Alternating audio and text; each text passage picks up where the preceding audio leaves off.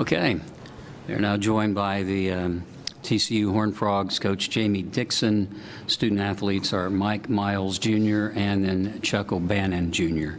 Coach, we'll come to you first for your thoughts on tonight's game. Yeah, obviously, congratulations to Kansas. Certainly, I anticipated us playing better than we did, but they really took it to us.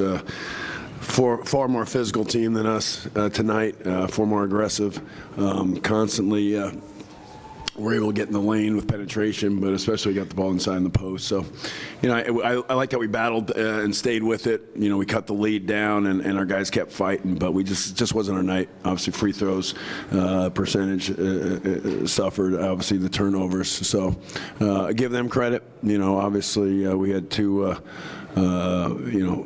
incredible games last week against them, but tonight we just didn't have it, and they did, congratulations to Kansas and their fans.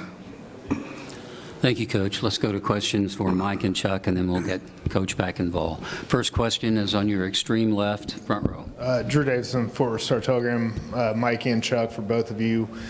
Coach Self was saying he thought KU might have caught a break because you guys extended so much energy in the Texas comeback. Do you feel like that played a part as why they were maybe able to build the cushion they were in the first half? I really don't know. That may be the case, but I don't think so. We got to play better in the first half. We did the same thing in the first half last game, but we came back. But it didn't happen this game. They're a great team. They got great players. Abaji is great. All of them great players, so you got to give credit to them. But I don't think that was the case. They played better than us. Okay, let's go on the right. Chuck, for you, it felt like anytime you guys kind of put something together, they then answered. Just how deflating is that? Very deflating, because we were focused on getting defensive stops to get the lead or cut the lead that they had, and we couldn't get it. It was frustrating. There was times I felt like we ran out of gas, but at the same time, we know what we're capable of, and we're going to hope to fix that. Okay, here on the front, left side again.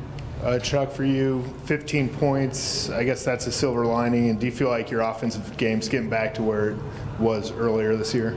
Yes. I've been struggling the past few games, making some shots. So tonight, personally, it felt good for it to drop a few times. But, at this point of the season, it's all about defense. So that's what we really need to focus on at this point.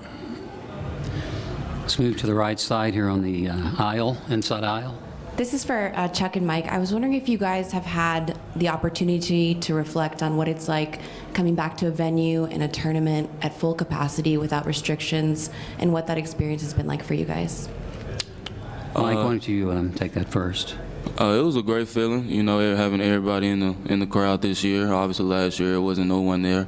There was some people there, but not a lot. So it was a good feeling. I love having fans in the crowd, everyone being there. That's a great crowd to play in front of. It felt good. I wish we would have won, but to your question, it was a great crowd, great feeling, and it was great energy. I love to play in front of crowds like that. And to add on that, that's college basketball. Everybody wants to play in front of a few thousand people, with that type of energy, that type of noise, and that's what we love to do. That's what we grew up wanting to do our whole life, so it's a blessing. Yeah, Tim Kalishaw. Chuck, your next game is in the NCAA tournament somewhere against somebody.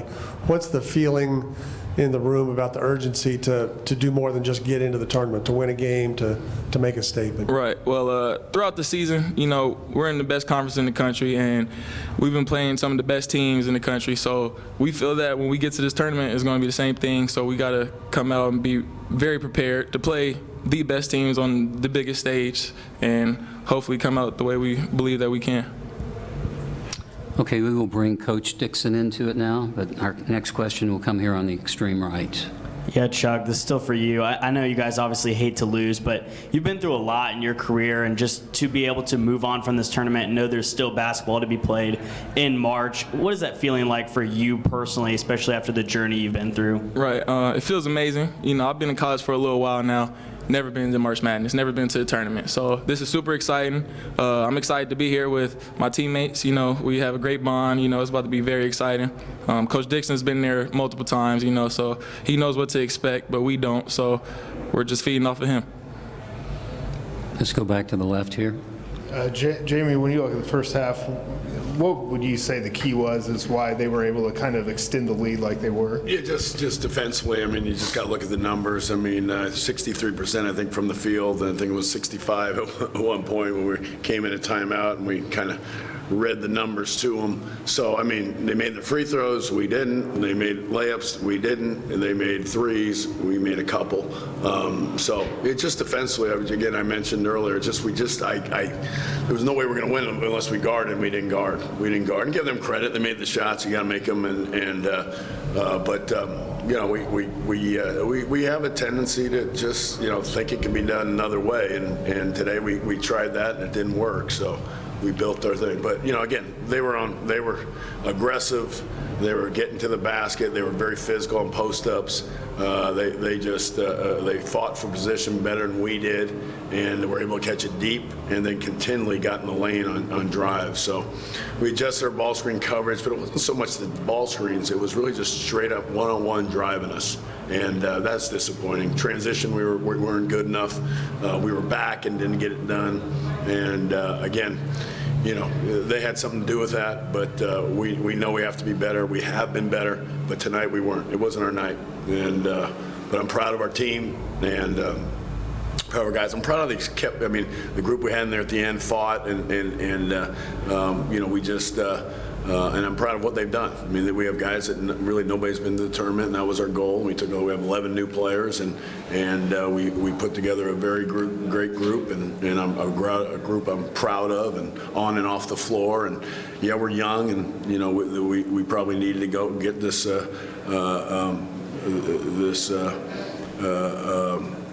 disappointment, this loss. I mean, we really played, we got handled pretty good, but I'm proud of them, and you know, you learn and get better because of something like this. Okay, now on Coach's right. Mike, Ochai Agbaji, obviously Big 12 Player of the Year, was saying he respected your game a lot afterwards. Just what do you think of the way he played tonight, and what kind of respect does that mean to you from a guy like that? It means a lot, you know, that he respects me. You know, he's quite simply far away the best player in the conference this year. Obviously, he won the award and a first-round draft pick. So that means a lot. You know, he's a great player, too. I respect him. And, you know, he had 22 points. You know, he can shoot the ball. He can do everything. So you got to respect a guy like that. But it means a lot that he respects my game. I like that. Okay, extreme right.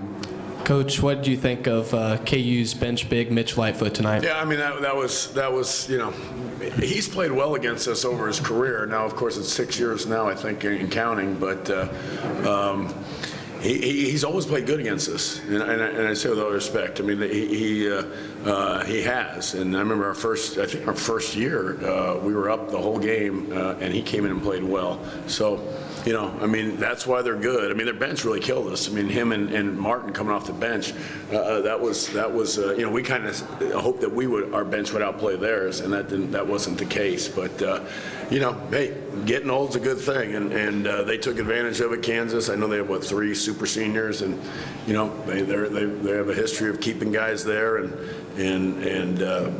that's you know, that's a great indicator right there, a great example of that. So, you know, I can't wait to see coach a guy for 6 years and see what he becomes too. So, he's huge for them because I think, you know, he doesn't play a lot of minutes, but when he does, he produces, and he's produced against us over time. I mean, I think he loves playing against us. Okay, any other questions? No hands? Okay, guys. Thank you for coming. Good luck next week. All right, thank you. Appreciate it. Thank you. We'll see you soon. Thank you. See you guys. Thanks, sir.